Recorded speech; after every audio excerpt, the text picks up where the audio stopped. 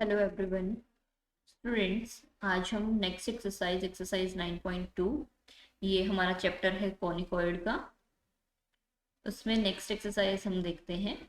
So next exercise में एक definition है डायरेक्टर स्फीयर की। ओके, इससे पहले आप लोग डायरेक्टर सर्कल के बारे में पढ़ चुके हैं।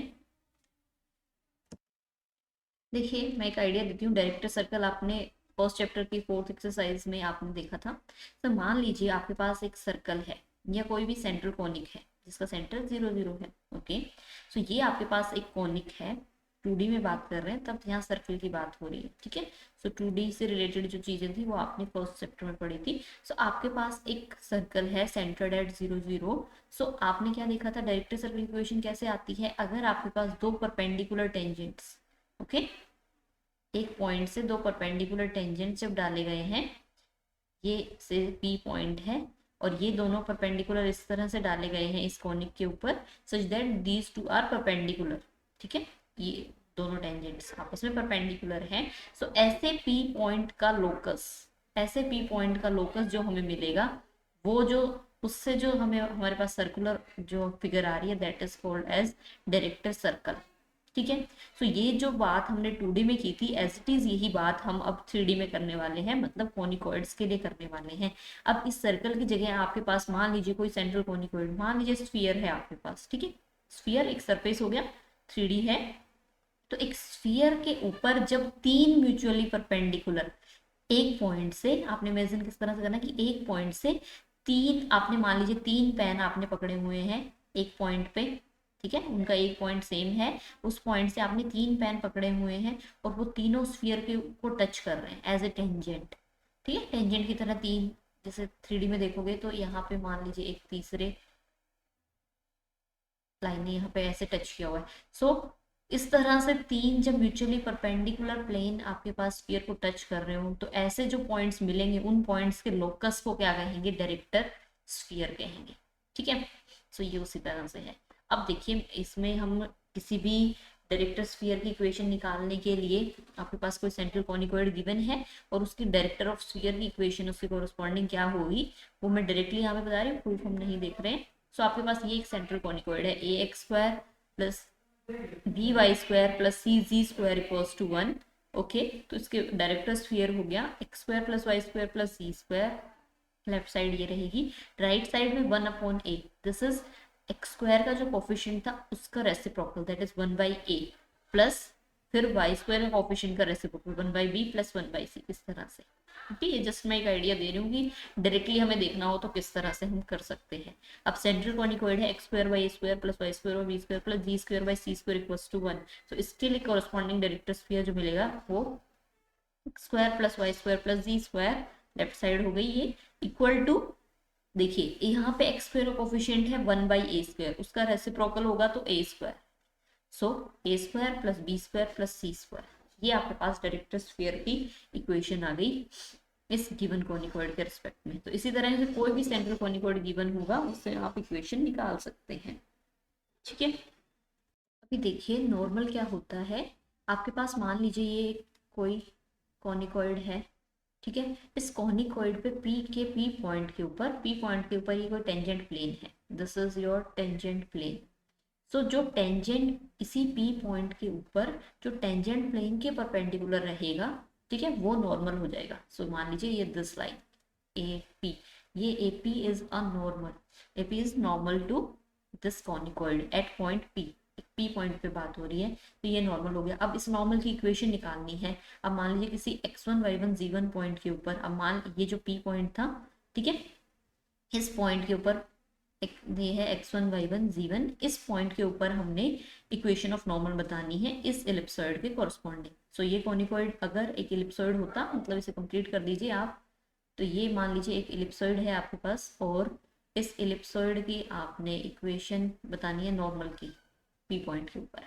ठीक है, अब अगर आपके पास this is your ellipsoid, so equation of tangent क्या होगी? सबसे पहले तो equation of tangent plane, equation of tangent plane at point x1 y1 z1 point के ऊपर क्या हो जाएगी? x x1 by a square, y y1 by b square z1 by c square is equals to 1। अब ये एक plane की equation है हमारे पास, मान लीजिए this is your equation 1 and this is equation number 2। Okay, so ये इक्वेशन नंबर 2 है, ये प्लेन की इक्वेशन है। देखिए इसमें एक्स वाई जी के कोफिशिएंट यहाँ पे है। So direction ratios of normal, normal के डायरेक्शन रेशियोज क्या होंगे इसमें, x1 by a square, y1 by b square, z1 by c square. ठीक है, प्लेन की इक्वेशन में जो एक्स वाई सी के कोफिशिएंट होते हैं वो एक्चुअल में उसके नॉर्मल के डायरेक्शन रेशियोज होते हैं। ठीक है, तो नॉर्मल के डायरेक्शन रेशियोज मतलब इस एपी लाइन के लिए डायरेक्शन रेशियोज हमें मिल गए हैं। और ये लाइन पास किससे करती है, पास कर रही है x1 y1 z1 से। Therefore equation of normal is x minus x1 point से पास कर रही है, डायरेक्शन रेशियो हो गई x1 by A square, y minus y1 divided by y1 by B square, z minus z1 divided by z1 by C square. तो ये आपके पास equation आ गई नॉर्मल की। ठीक है, अब देखिए एक चीज और तरह से भी लिख सकते हो इस इक्वेशन ऑफ नॉर्मल को। If I am saying these are direction ratios, okay, इनको डायरेक्शन कोसाइंस भी आप बना सकते हो। मतलब क्या करना है, direction cosines x, direction cosines बनाएंगे कैसे, x1 by a square divided by, इन सभी को इसके स्क्वायर के सम से आपने डिवाइड कर देना है। तो वो कितना आएगा, x1 बाई ए स्क्वायर का whole square plus y1 by B square का whole square plus c1 by C square का होल स्क्वायर। इस तरह से y1 by A square, sorry b square से भी आप सेम इसी नंबर से आप डिवाइड कर देंगे, z1 बाई सी स्क्वायर को भी इसी नंबर से आप डिवाइड कर देंगे। तो नॉर्मलाइज भी कर सकते हैं इस चीज़ को। सो अगर नॉर्मलाइज कर देंगे आप लोग तो यहाँ पे डिनोमिनेटर में क्या आएगा, से ये डायरेक्शन को साइंस किस तरह के बन गए, 1 अपॉन दिस थिंग को मैंने अगर मान लीजिए p नाम दे दिया, 1 अपॉन दिस अंडर रूट में जो भी आपके पास ये टर्म है इसको मैंने अगर a नाम दे दिया, p नाम दे दिया, सो ये बनेगा x1 p by A square, y1 p by B square, z1 p by C square. Okay, ये आपके पास डायरेक्शन को साइन आ गई। इससे आप x1 by A square, y1 by B square, z1 by C square से डिवाइड करने की जगह पे अब आप क्या करेंगे, आपके पास ये डायरेक्शन को साइंस है तो इससे डिवाइड करेंगे, मतलब p और यहाँ पे हो जाएगा जिसमें p क्या रहेगा, 1 अपॉन दिस होल थिंग।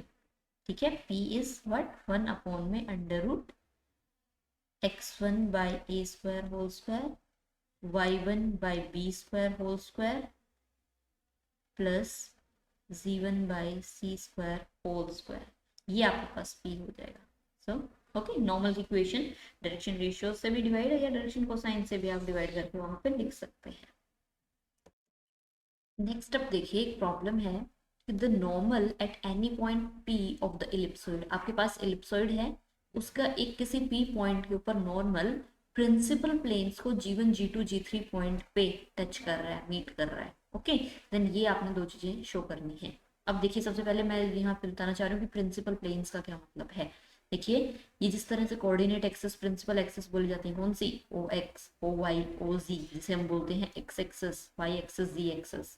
ठीक है, इसी तरह से प्लेन कैसे होंगे, ओ एक्स वाई या वाई ओ एक्स, ये प्लेन हो गया आपके पास। ठीक है, दिस होल प्लेन।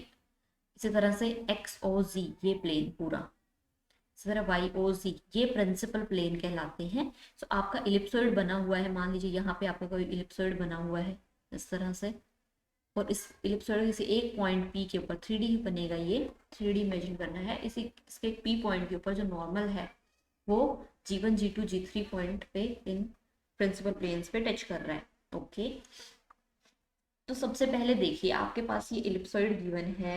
अब किसी इलिप्सॉइड के ऊपर अगर आपने मान लीजिए this is your equation 1, then equation of normal at point, point को नाम दे लीजिए p पॉइंट को क्या, x1 y1 z1। Equation of normal लिखनी है इस इलिप्सॉइड की एट दिस पॉइंट इज क्या होगी, अभी हमने देखा x minus x1 by p times of x1 by a square, y minus y1 p times of y1 by b square, z minus z1 p times of z1 by c square. ये equation हो गई normal की। Okay, equals to say r, second equation आपके पास बन गई। अब इस नॉर्मल के ऊपर कोई पॉइंट है एक्स वाई जी, उसके कोऑर्डिनेट्स कितने हो जाएंगे यहाँ पे x1 plus P r x1 by A square. Okay, इसी तरह से second coordinate y1 plus P r y1 by B square, c1 plus P R c1 by C square. So ये कोऑर्डिनेट हो गए किसके, ये आपके पास कोई भी पॉइंट है, पॉइंट ऑन नॉर्मल, नॉर्मल के ऊपर कोई पॉइंट है, मतलब for different value for R वो नॉर्मल के ऊपर वेरी करता रहेगा। ये एक पॉइंट मिल गया आपके पास नॉर्मल के। अब वो नॉर्मल हमारा क्या कर रहा है, टच कर रहा है इन प्रिंसिपल प्लेन्स को G1 G2 G3 पॉइंट के ऊपर। ठीक है, सो दिस पॉइंट, इस पॉइंट को या तो नाम दे दीजिए, ये पॉइंट मान लीजिए Q पॉइंट है, this Q। Now this point Q meets the plane, कौन सा प्लेन, मान लीजिए YOX प्लेन एट G1 पे मीट करता है। इसका मतलब क्या है, अब YOX प्लेन का मतलब क्या है, सबसे पहले देखिए YOX प्लेन ऐसा प्लेन है जहां पे z इक्वल्स टू 0 है, या तो YOX प्लेन बोलिए आप, या तो YOX प्लेन बोलिए, या z इक्वल्स टू 0 प्लेन बोलिए। ठीक है, अब z इक्वल्स टू 0 प्लेन, ये आपका z है, दिस z। ओके, z की वैल्यू कितनी है, YOX प्लेन एट G1 पे टच कर रहा है, and YOX plane mean z is equals to 0, z equals to 0 रखिए, so G1 plus P R C1 over C square, ये इक्वल्स टू हो गया है 0। ठीक है, यहां से आपके पास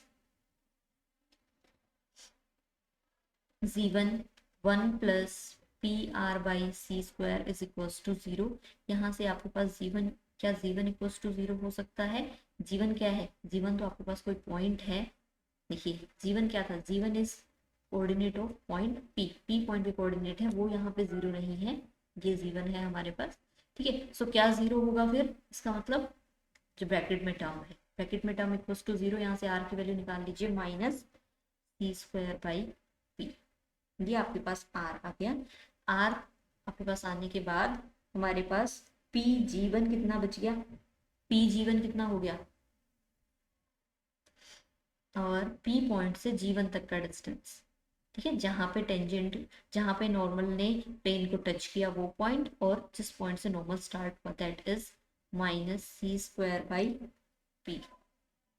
ओके, लाइकवाइज या हम लिखें सिमिलरली, जब आपके और जो प्लेन है वहां पे आपका नॉर्मल टच करेगा, कौन कौन से प्लेन बच गए, एक प्लेन बच गया आपके पास XOG, एक बच गया YOG plane, XOG means y equals to 0 plane. ठीक है, YOG means x equals to 0 plane. उन पॉइंट्स, उन प्लेन्स पे भी मान लीजिए G2 और G3 पे आपका नॉर्मल टच कर रहा है, तो उसी तरह से PG1 निकलेगा। ठीक है, PG1 निकल चुका, PG2 निकलेगा, PG2 है मान लीजिए y equals to 0 plane, y equals to 0 plane में आपके पास यहाँ पे कितना कितना आ जाएगा, minus B square by p, PG3 आ जाएगा minus A square by P. Okay, so ये PG1 PG2 PG3 की वैल्यू निकल गई। इनका रेशियो आपने दिखाना है कितना, फर्स्ट जो पार्ट है इनका रेशियो दिखाना है a square is to B square is to C square. ठीक है, so PG1 is to PG2 is to PG3। So यहाँ पे जब ये तीनों रेशियो में लिखेंगे तो सब चीजें कैंसिल हो जाएंगी। ओके ओके, हमारा PG1 हमने जो वैल्यू G1 जो ले लिया वो हमने YOX प्लेन ले लिया। अगर हम यहाँ पे XOZ प्लेन लेते, सॉरी YOZ प्लेन लेते, YOG प्लेन लेना मतलब है x is equals to 0 plane, x is equals to 0 plane जो हमारा आता, तो उस केस में हमारे पास PG1 अगर हम लेते तो वो हमारा कितना निकलता, minus A square by p. So ये ratio as it is a square is to B square is to C square यहाँ पे आ जाता। ठीक है, बट हमारा कितना आ गया, c square is to B square is to A square. Okay, जिस तरह से हम अकॉर्डिंगली लेते हैं वैसा ही यहाँ पे आ जाएगा। सेकेंड पार्ट क्या है हमारा, अभी PG1 square PG2 square PG3 square, ये तीनों वैल्यू हमने निकाल रखी है, इनका स्क्वायर करके सम करना है और वो हमें दिखाना है। ओके, इज इक्वल्स टू के स्क्वायर दिया हुआ है। ठीक है, बट क्या निकालना है, locus of P, locus of P बताना है। अब ये सब वैल्यूज आपने रखनी है। तो ये बनेगा c raise to power 4/p² plus b raise to power 4/p², a raise to power 4/p² is equals to k²। ठीक है, तो ये 1/p² is equals to k² divided by a² a raise to power 4 plus b raise to power 4 plus c raise to power 4। Okay, तो यहाँ से p की value आ जाएगी हमारे पास कितनी, और p है क्या, p क्या है, परपेंडिकुलर लेंथ है ना हमारे पास। कहाँ से, जहां से आपने 0 0 0 से टेंजेंट प्लेन, देखिए now p is equals to 1 में स्ट्रेट। देखिए ये p आपका आ चुका है। ठीक है, अभी जब इक्वेशन ऑफ नॉर्मल हम निकाल रहे थे, सो इक्वेशन ऑफ नॉर्मल जब हमने निकाली थी तो वो कितनी आई थी हमारे पास, इक्वेशन x माइनस x1 जीवन पॉइंट पे नॉर्मल की इक्वेशन। तो p x1/a² y minus y1 over p y1/b² equals to z minus z1 over p z1/c²। ये इक्वेशन आई थी। यहाँ पे जो p हमने यूज किया था, दैट p इज -1 में under root x1² a raised to power 4 y1² b raised to power 4 z1² c raised to power 4। वो एक परपेंडिकुलर डिस्टेंस था ना, कहाँ से, सेंटर से, सेंटर से आपका टेंजेंट प्लेन के ऊपर। ठीक है, क्योंकि नॉर्मल इक्वेशन टेंजेंट प्लेन की इक्वेशन से वहां हमने लिखी थी। तो इसी तरह से ये स्टार इक्वेशन मैंने मार्क कर दिया और से this is your double star equation. तो 2p की वैल्यू आ गई। अगर इनको हम इक्वेट करते हैं तो हमारे पास इक्वेशन बनेगी x1² a raised to power 4 plus y1² b raised to power 4 c1² c raised to power 4। this whole thing is equals to, यहाँ p से 1/p² की वैल्यू निकालेंगे, दूसरी वैल्यू भी 1/p² है, तो हो जाएगी k² over a raised to power 4 plus b raised to power 4 plus c raised to power 4। सो ये इक्वेशन आ गई। अब आपने लोकस बताना है ना, locus of this point x1 y1 z1 point का, p पॉइंट का लोकस क्या हो जाएगा, रिप्लेस कर दीजिए x²/a raised to power 4 y²/b raised to power 4 g²/c raised to power 4 is equals to k² upon में a4 plus b raised to power 4 plus. तो ये आपके पास लोकस हो गया, उस पॉइंट का रिक्वायर्ड जो आपको चाहिए था वो मिल गया है। नेक्स्ट देखिए 9.13 आर्टिकल में नंबर ऑफ नॉर्मल्स निकालने हैं आपने किसी भी कॉन्कर्ड के ऊपर। तो यहाँ इलिप्सॉइड की बात हो रही है कि prove that there are 6 points on an ellipsoid. ठीक है, the normal set which pass through a given point, एक पॉइंट से पास करते हुए, ठीक है, 6 नॉर्मल इलिप्सॉइड के ऊपर ड्रॉ हो सकते हैं।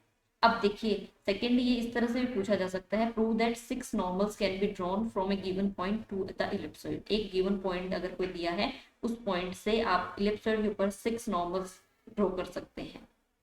ओके, सो अभी देखिए अगर इस तरह से आता है, गिवन पॉइंट बोला है बट वो पॉइंट यहाँ पे नहीं स्पेसिफिकली दिया हुआ, तो आप कोई भी पॉइंट मान लेंगे। ठीक है, जैसे a, b, c, कोई भी पॉइंट मान लिया, यहाँ पे अल्फा बीटा गामा इसमें दिया ही हुआ है। तो इलिप्सॉइड आपके पास बात हो रही है, तो इलिप्सॉइड की इक्वेशन हम लिख लेंगे, let the given ellipsoid B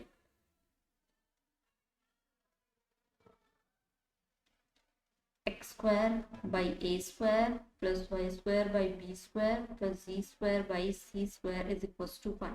ठीक है, अब नॉर्मल की बात करनी है। Now normal at any point x1 y1 z1 point पे अगर कोई नॉर्मल होगा तो उसकी इक्वेशन क्या हो जाएगी, x minus x1/a² y minus y1 over y1/b² z minus z1/c²। ये आपके पास नॉर्मल की इक्वेशन आ गई, और वो नॉर्मल हमें पता है एक गिवन पॉइंट से पास कर रहा है। ठीक है, normal passes through alpha beta gamma, okay, तो अल्फा बीटा गामा से पास कर रहा है तो एक्स को रिप्लेस कर दिया हमने, तो ये नॉर्मल की इक्वेशन है, और इस पॉइंट से पास कर रहा है नॉर्मल तो सेटिस्फाई करेगा, तो जहां जहां एक्स वाई जी होगा वो रिप्लेस हो जाएगा इससे। ठीक है, X one by A square, Y की जगह beta minus Y one by B square, gamma minus C one by C square, ये आपके पास नॉर्मल इक्वेशन इस फॉर्म में आ चुकी है। अब देखिए, say is equals to this whole thing is equals to say some के और आर एनीथिंग किसी भी कांस्टेंट इक्वल मान लीजिए। अब देखिए यहाँ से x1 y1 z1 की वैल्यू चाहिए, सो फर्स्ट टर्म और लास्ट टर्म को जब इक्वेट करेंगे हम यहाँ से, first term is alpha minus x1 over x1 by A square, this thing is equals to k। ठीक है, इसमें से क्रॉस मल्टीप्लाई करना है, जो डिनोमिनेटर है x1 by A square k से मल्टीप्लाई करना है, और दो x1 की टर्म हो जाएंगी, x1 की टर्म्स कलेक्ट करके आप देख पाओगे कि x1 की वैल्यू आ गई a square alpha by A square plus k. इसी तरह से जब आप सेकेंड टर्म और लास्ट टर्म को इक्वेट करोगे तो आपके पास आ जाएगा y1, that is b square beta over b square plus k. इसी तरह z1 थर्ड और लास्ट टर्म को इक्वेट करने पे आएगा z1 C square gamma by C square plus K. ठीक है, अब देखिए कि अगर हम जिस पॉइंट के पर ये जो इक्वेशन लिखी है, इसका मतलब अगर मान लीजिए ये आपका इलिप्सॉइड था इस तरह से, तो ये पॉइंट P था, तो मैंने P मेंशन नहीं किया, तो this is your point x1 y1 z1, जिस पॉइंट से आपका नॉर्मल हमने देखा। ओके, तो इस ये पॉइंट हम क्या देख रहे हैं, ये पॉइंट कहाँ पे है, जब ये इक्वेशन ऑफ नॉर्मल लिखी गई थी तो हमें पता है इस पॉइंट पे हमने टेंजेंट प्लेन लिया था, इस पॉइंट पे टेंजेंट प्लेन लिया, और इसी पॉइंट के ऊपर हमने नॉर्मल की बात करी थी, तो ये P पॉइंट है, ये इसके ऊपर है, इलिप्सॉइड के ऊपर लाई करता है, तो इसका मतलब है this x1 y1 z1 point x1 y1 z1 lies on ellipsoid, ellipsoid के ऊपर लाई करता है, इसका मतलब है ये पॉइंट अब इलिप्सॉइड के ऊपर लाई करता है तो इलिप्सॉइड की इक्वेशन को सेटिस्फाई करता होगा। So x1 square by A square, y1 square by B square, z1 square by C square is equals to 1। X y z को मैंने किससे रिप्लेस कर दिया, x1 y1 z1 से। अब क्या करना है, यहाँ पे x1 y1 और z1 की वैल्यू रखिए। तो देखिए फर्स्ट टर्म जो है इसमें 1 by A square common, x1 ये लिख दिया a square alpha by A square plus के whole square. Okay, second term में 1 by B square common, b square beta by B square plus के whole square, 1 by C square gamma over c square plus के whole square is equals to 1। ठीक है, अब देखिए जब आप यहाँ पे एलसीएम लेंगे, मैं एक आइडिया दे रही हूँ सिंपली। ठीक है, जब यहाँ पे आप एलसीएम लेंगे तो यहाँ पे ए स्क्वायर प्लस के, इसी तरह से यहाँ पे आएगा बी स्क्वायर प्लस के होल स्क्वायर, सॉरी यहाँ पे भी स्क्वायर आएगा, इसी तरह सी स्क्वायर प्लस के होल स्क्वायर। सो आप देख पा रहे हो ए स्क्वायर प्लस के whole square, B square plus के होल स्क्वायर, सी स्क्वायर प्लस के होल स्क्वायर। सो यहाँ पे के की जो टर्म्स होंगी वो कितने टर्म्स यहाँ पे के की आ जाएंगी, समझ पा रहे हैं मैं क्या बोलने की कोशिश कर रही हूँ। देखिए क्या करना है, एलसीएम लेना है। अब यहाँ पे एलसीएम लीजिए, देखिए मैं यहाँ पे लिखती हूँ एलसीएम लेके क्या आ जाएगा, ये हमारे पास आ गया। देखिए डिनोमिनेटर में आएगा A square B square C square, और ए स्क्वायर प्लस के whole square, B square plus के होल स्क्वायर, सी स्क्वायर प्लस के होल स्क्वायर, और ये ऊपर आ गया ए रेस्ट पर 4 अल्फा स्क्वायर। ओके, यहाँ से बी स्क्वायर सी स्क्वायर आएगा वो लिख दिया मैंने, और बी स्क्वायर प्लस के होल स्क्वायर, सी स्क्वायर प्लस के होल स्क्वायर आएगा, ये फर्स्ट टर्म। इस लाइकवाइज ये टर्म हो गई, और जो डिनोमिनेटर था वो राइट साइड में चला गया। तो अभी देखिए राइट साइड में जो इक्वेशन है इसमें यहाँ पे के स्क्वायर बनेगा, जब इसे होल स्क्वायर खोलेंगे यहाँ भी के स्क्वायर बनेगा, यहाँ भी के स्क्वायर बनेगा, तो जब ये मल्टीप्लाई होंगे तीनों टर्म तो के रेज़ टू पावर 6 बन जाएगा। ठीक है, ये this equation star equation star is of degree 6 इन के वेरिएबल के अंदर 6 डिग्री की इक्वेशन यहाँ पे बनेगी। तो अब 6 डिग्री की कोई इक्वेशन बन रही है तो उसके 6 रूट्स होंगे। ठीक है, 6 रूट होंगे, तो हमारे पास 6 के की वैल्यू मिलते ही जब हम यहाँ पे रखेंगे तो 6 आपके पास पॉइंट्स मिल जाएंगे। ठीक है, ये 6 पॉइंट मिलते ही आप बता पाओगे कि ये वो पॉइंट्स हैं जहाँ पे किसी अल्फा बीटा गामा पॉइंट से जो कि नॉर्मल डाला था आपने, ठीक है, उस पॉइंट से 6, तो उस पॉइंट से जब नॉर्मल आपने डाला तो इलिप्सॉइड को 6 पॉइंट पे उसने टच किया है, कट किया। ओके, इस तरह से। नेक्स्ट देखिए 9.15 आर्टिकल है, उसमें the prove that the six normals from a point to an ellipsoid lie on a curve of second degree. अभी जैसे लास्ट में हमने किया कि एक पॉइंट से, गिवन पॉइंट से किसी इलिप्सॉइड के ऊपर सिक्स नॉर्मल्स डाले जा सकते हैं। तो ये कह रहे हैं कि वो जो सिक्स नॉर्मल्स हैं वो एक सेकंड डिग्री कर्व के ऊपर लाई करते होंगे, ऐसा आपने शो करना है। ठीक है, तो मान लीजिए कि आपके पास एलिप्सॉइड है x square by A square, और सिमिलरली वहां से ही मैं लिखने वाली हूँ B square plus ji square by C square is equals to 1। ठीक है, अब कोई पी पॉइंट है x1 y1 z1, उस पॉइंट के ऊपर नॉर्मल की इक्वेशन आपने लिखी x minus X one by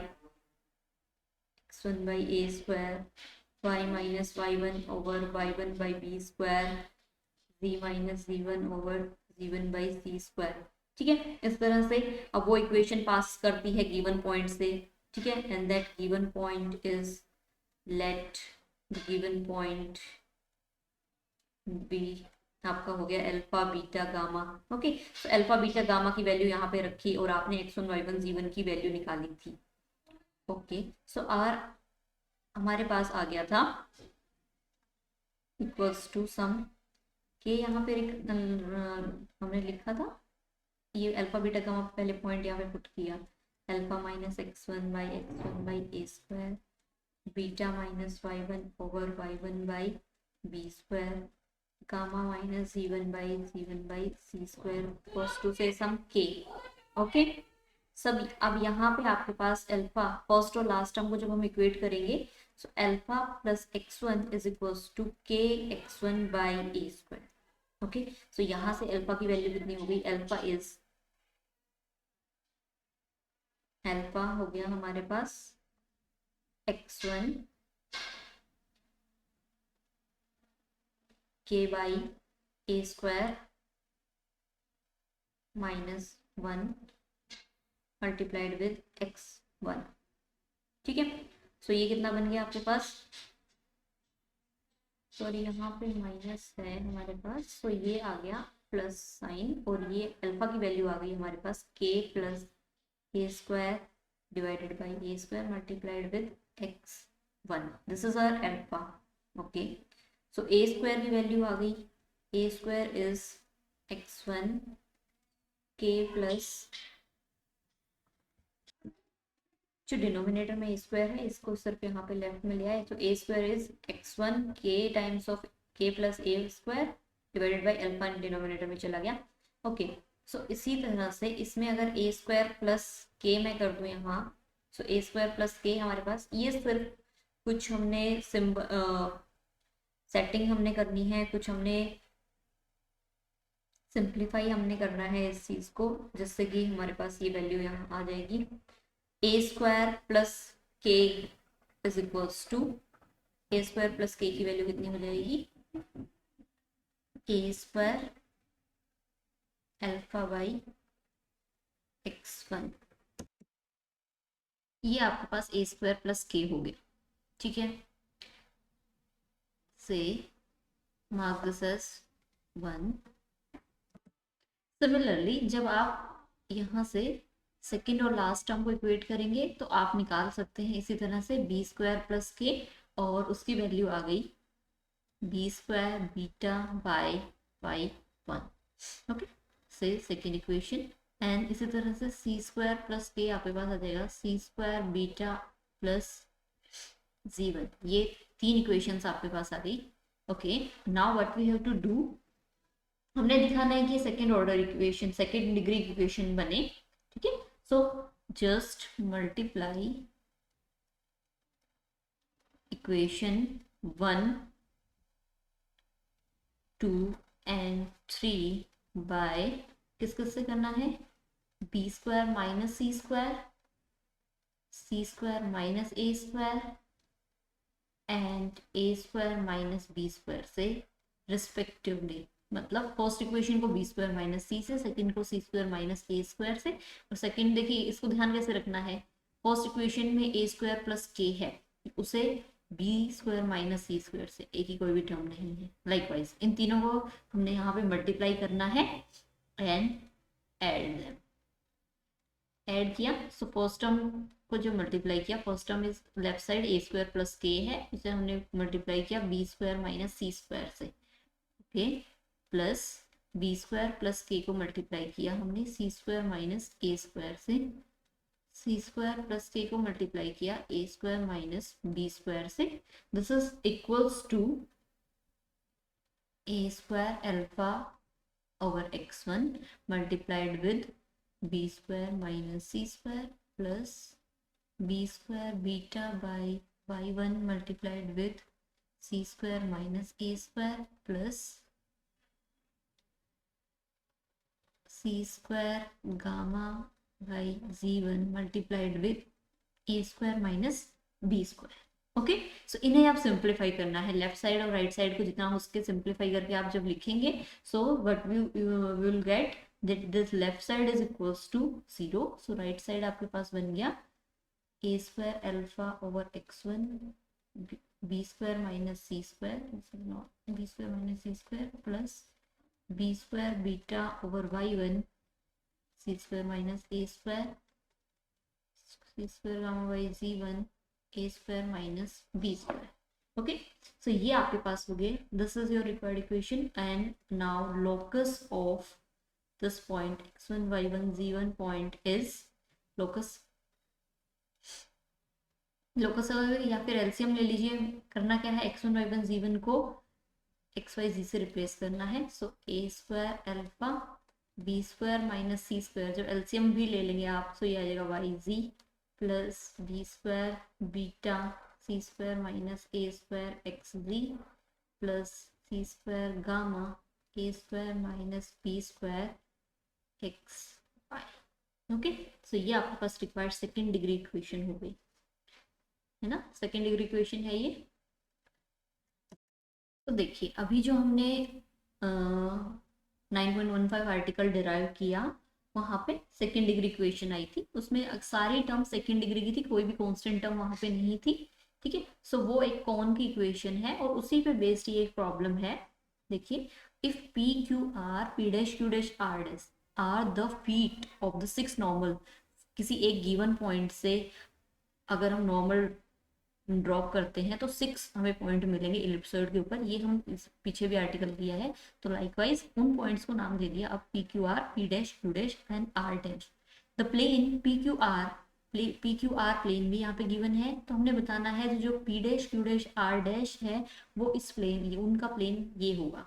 okay, so ellipsoid आपके पास गिवन है, so this is your ellipsoid equation number 1 and this is your plane PQR, say equation number 2।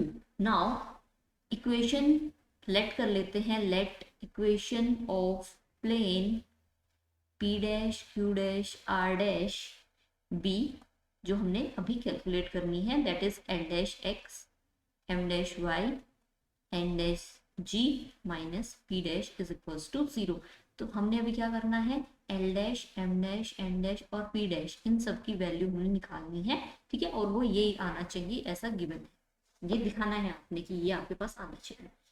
Now clear, अब देखिए सेकंड है वो भी एक प्लेन की इक्वेशन है, थर्ड इक्वेशन है वो भी एक प्लेन की इक्वेशन है। तो अगर मैं जॉइंट इक्वेशन लिखूं, joint equation of plane 2 and 3, तो वो क्या होगी, देखिए l x plus m y plus n z minus p times l dash x plus m dash y plus n dash c minus p dash is equals to 0। So ये आपके पास joint equation हो गई plane की। So equation number 4। Now equation of any conicoid, ये देखिए intersection हम यहाँ पे देखने की बात कर रहे हैं, ठीक है। So equation of conicoid, equation of conicoid through which passes through